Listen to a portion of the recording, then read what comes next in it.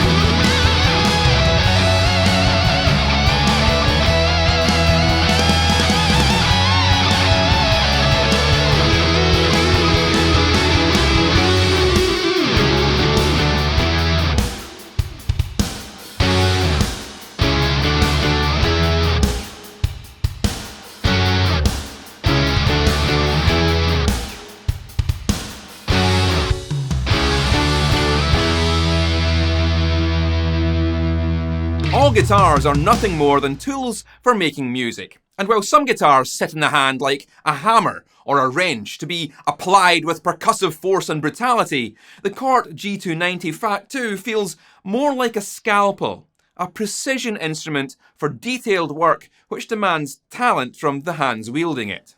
Other guitars feel satisfied with big open rock chords and caveman riffs. They're just a lump of wood reacting to your basest of instincts. But this Cort expects more. It stares back at you with intensity and says, "Impress me." Now, don't confuse that for this being difficult to play. Quite the opposite, but it does make you sit up a little straighter, consider your picking angle, and really does promote you to play with more care and consideration than you might normally. It demands more talent and technique than I have to give it, and makes me wish I was a better player to really take advantage. Much of that could be the result of Cort's Ergo V neck profile and the compound radius fingerboard, which starts out at 12 inches and flattens the further you ascend the neck, keeping your playing position optimised across the instrument. There's a satin finish to the roasted maple neck, giving a gliding feel alongside the added stability that comes with temperature treating the wood. All of that precision follows through into the sounds. Each string rings clear to the point of almost being unforgiving of any mishandling of a note.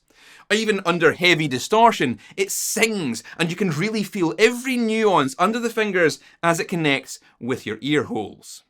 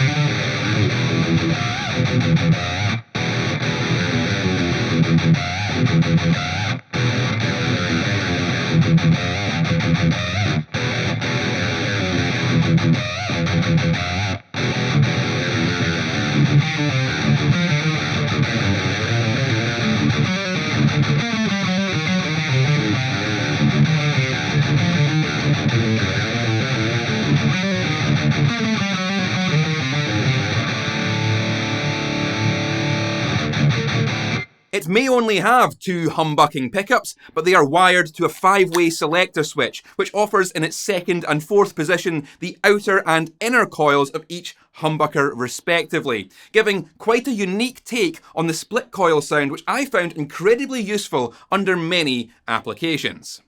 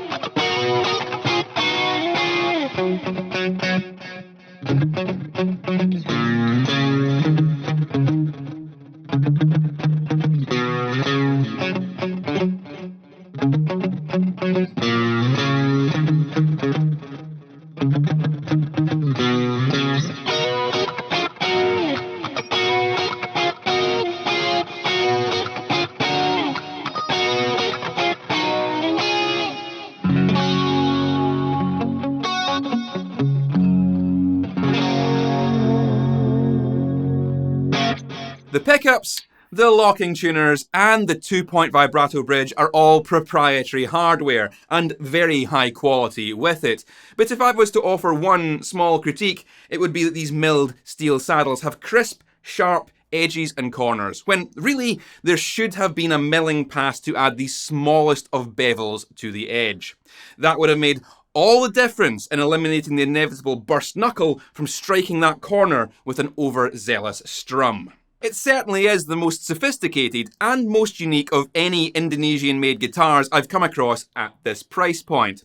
Even amongst my collection of guitars, which features some expensive and excellent instruments, there's nothing else that feels quite like this Cort does.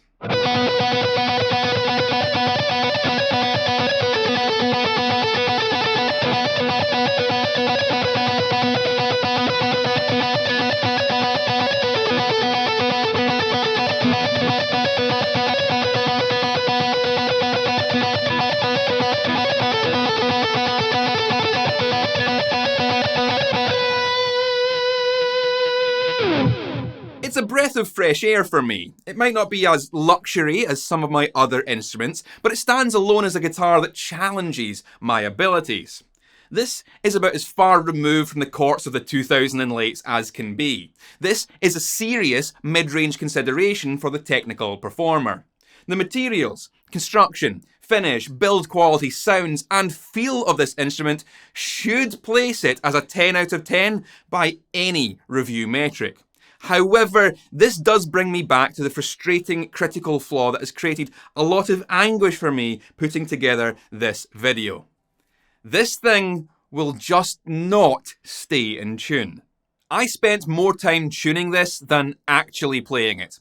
Every time I touched the floating bridge or bent a note, the whole thing would be out of tune again. Now, that on its own isn't necessarily a point against the instrument. A lot of tuning issues can simply be the result of bad strings and a bad setup. After banging my head against this for a while, I finally caved in and restrung the Cort with my last set of D'Addario 9s. The swing tag on the guitar stated it had its final inspection check on 10/05/2023, and whichever way that date is formatted, those strings have been on there for at least 11 months, as the instrument has been shipped across continents, stored in warehouses, been in the back of couriers' vans, gone through multiple temperature and humidity changes, and at some point, someone with muddy boots had walked on top of the box it was shipped in. So the string change was an effort to eliminate any of that being a factor. I noticed a couple of things in doing this. The tusk nut had some flashing on the rear of the slots, which I removed with my nut slotting files, just in case any of this extraneous material was causing the strings to bind. The string tree also seemed to be causing some issues for the B string not returning to pitch after bends. Simply unmooring the string from the tree largely corrected this issue, as there was enough down pressure from the staggered tuning posts to keep it in the nut slot during play. Compared to the string tree placements on similar headstocks, this one seems too close to the nut, creating too much of a down angle, which might be binding the B string. You can see the tree is just past the 6th post on the Cort, whereas Fender places it after the 5th, and Friedman has it all the way between the 4th and the 3rd posts. Neither of those guitars suffer from the B string binding issue. So Cort, consider moving your string tree further down the headstock in future. This is a small design mistake I see companies making all of the time. I understand that the string tree doesn't seem like an important consideration, but getting it wrong impacts the tuning, which makes an otherwise excellent instrument frustrating to use. The string change and setup had the desired result of keeping the guitar in tune through all normal play. No amount of bends or heavy strumming seemed to affect it, so long as I didn't touch the floating bridge. This is really where the problem resides. Pulling the arm back returns the strings sharper, and dipping it down returns them flatter. And I'm not talking about extreme dive bombs either. Even the littlest dip is all it takes. So the bridge is not returning to its zero position after movement.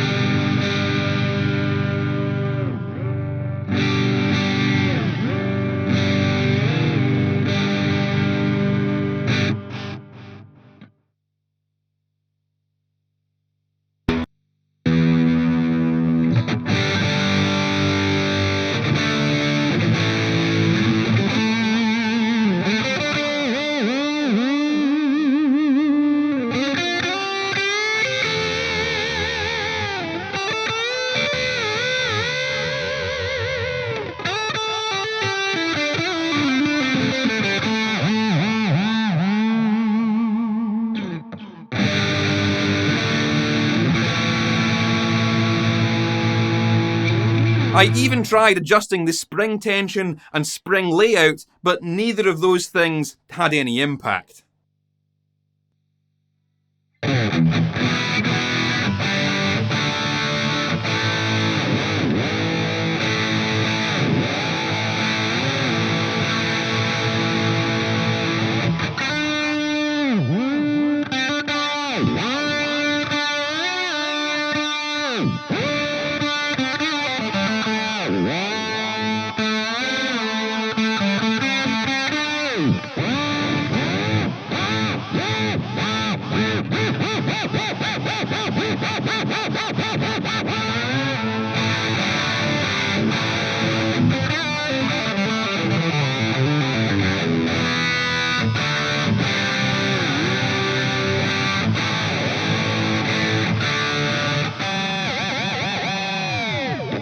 And that's when I gave up. I'm sure given enough time and enough patience, I could engineer a solution to this.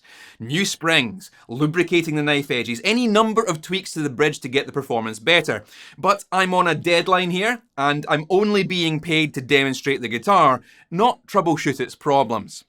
I understand there will be commenters on this video going, well, that's just a problem inherent in all non-locking floating bridges, and yes, that's why I prefer hardtail guitars too, but the issue here appears greater than what I would usually encounter with floating bridges.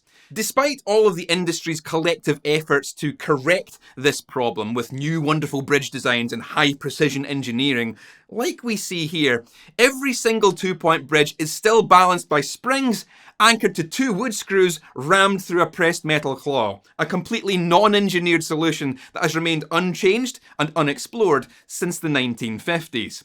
It's equally possible that the slop in the system exists here as it might with the knife edges or the saddles or the nut or wherever else.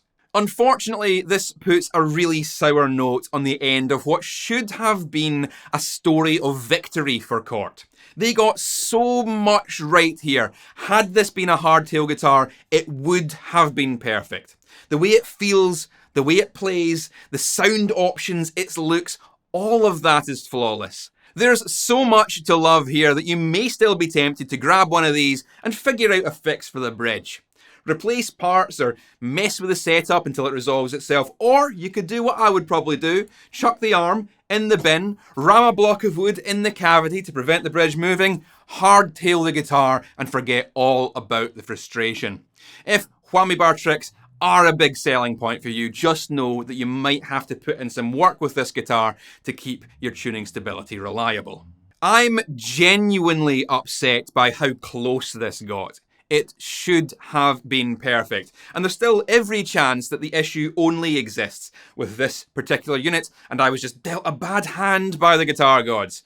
But to retain my professionalism, I've got to assume that my experience will be the average experience for anyone else purchasing this guitar. And if you do plan to purchase one of these, links will be below. At least you can now do so informed of any potential issues you may encounter. That's all for now. Keep it loud and stay safe.